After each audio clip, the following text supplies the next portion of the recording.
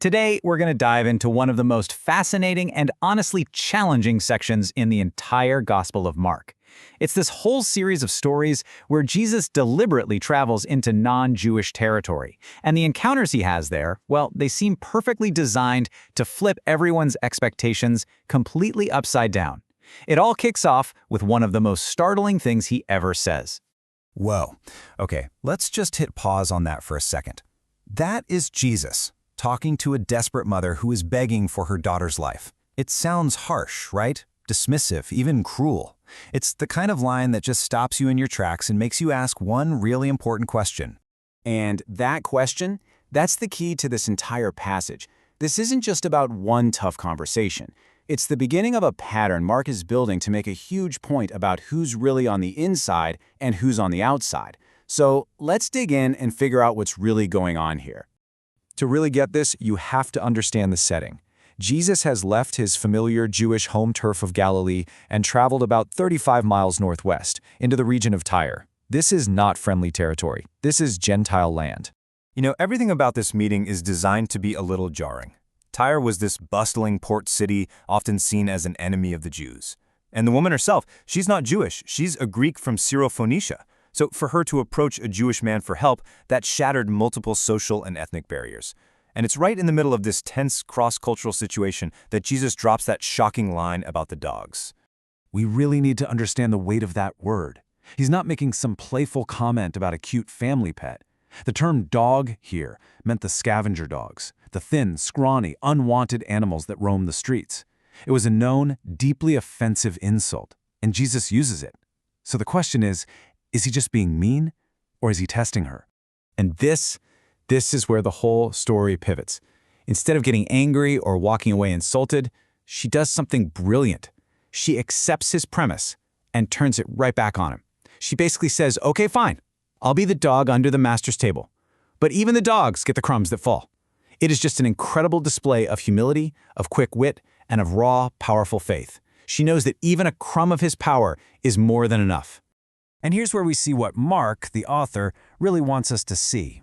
Our source for this explainer, a lecture by Dr. Mark Jennings, points out that the actual healing, it happens off-screen. It's almost an afterthought.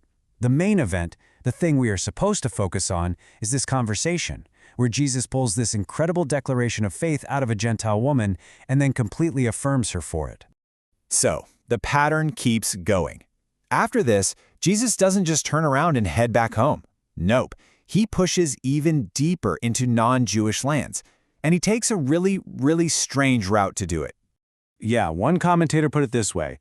This journey was like going from Washington, D.C. to Richmond, Virginia, by way of Philadelphia. It's this massive 120-mile horseshoe-shaped detour. It makes zero sense if you're trying to take a direct route. And that tells us something important. This is a deliberate mission. He is going through these Gentile regions on purpose. And when he gets there, he does another healing. But his method could not be more different from the last one. With the woman, the healing happened from a distance, based entirely on their conversation. Here, it is incredibly physical and personal. He pulls the man aside, he puts his fingers in the man's ears, he spits and touches his tongue, looks up to heaven, and speaks this one Aramaic word, Ephatha. It's a very hands-on, very intimate act. So you see what's happening, right? We have two back-to-back healings, both in Gentile territory, but they're done in completely opposite ways. One is all about a conversation and faith expressed through words. The other is all about physical action, and it actually fulfills an Old Testament prophecy from Isaiah about the mute shouting for joy. So Jesus is adapting his methods, but the mission stays exactly the same, extending God's grace to the so-called outsiders. Okay, so let's get to the third major event on this Gentile tour and see how the theme builds. You probably remember the story where Jesus fed 5,000 people. Well, right here, in Gentile territory, he does it again, but Mark includes some very specific, very important differences. Mark is being super intentional with these details to show us this is a totally separate event, not just a retelling of the same story. The first feeding was in Jewish territory. This one is in the Gentile region called the Decapolis. The numbers are all different, the amount of food, the number of leftovers, and check out the reason for his compassion. With the 5,000 Jews, it's because they were like sheep without a shepherd. But here, with the 4,000 Gentiles, it's a very practical reason. They're just plain hungry after sticking with him for 3 days. And this, right here, is the amazing punchline to the whole story that started with that woman. Remember, she was willing to accept just the crumbs. But Mark is showing us that crumbs are not what Jesus is offering. The Gentiles get the exact same messianic provision, the same miraculous abundance, the same full-on feast that the people of Israel got. In his kingdom, they are absolutely not second-class citizens. And all of this acceptance and these amazing miracles, it's all building to this final dramatic contrast. Because after this powerful series of events in Gentile lands, Jesus finally heads back to Jewish territory.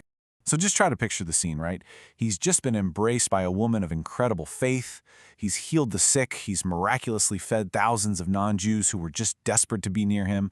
I mean, it's just this amazing, positive, welcoming reception.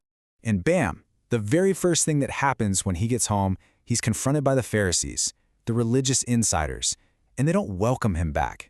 They don't ask him what he's been doing. They immediately start testing him, demanding proof, demanding a sign to prove who he is. The difference in attitude is just jarring. And the irony here is just staggering. I mean, they're demanding a sign from heaven right after Jesus performed one of the biggest signs possible, a miraculous feeding in the wilderness, which is a direct echo of the story of God giving manna to Israel in the Old Testament. They are so focused on trying to trip him up that they are completely blind to the powerful sign that just happened right under their noses. So, when you step back and look at this whole sequence of events, what's the big picture? Well, Mark has very carefully built this narrative that contrasts two groups. You have the Gentiles who see and receive what Jesus is doing, and then you have the religious insiders who are demanding proof but can't see a thing. Jesus' response to the Pharisees, it's just heavy. It's bleak. He sighs deeply and tells them that no sign will be given to this generation.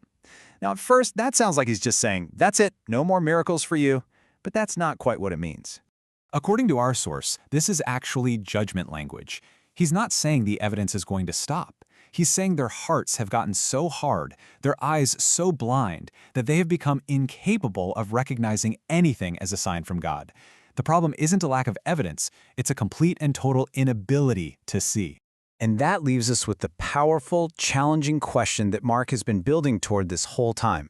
In a story where these so-called outsiders, the Gentile woman, the deaf man, the hungry crowds, all show incredible faith and receive God's grace, while the religious insiders are blind, hostile, and demanding proof, who are the ones who are truly on the outside,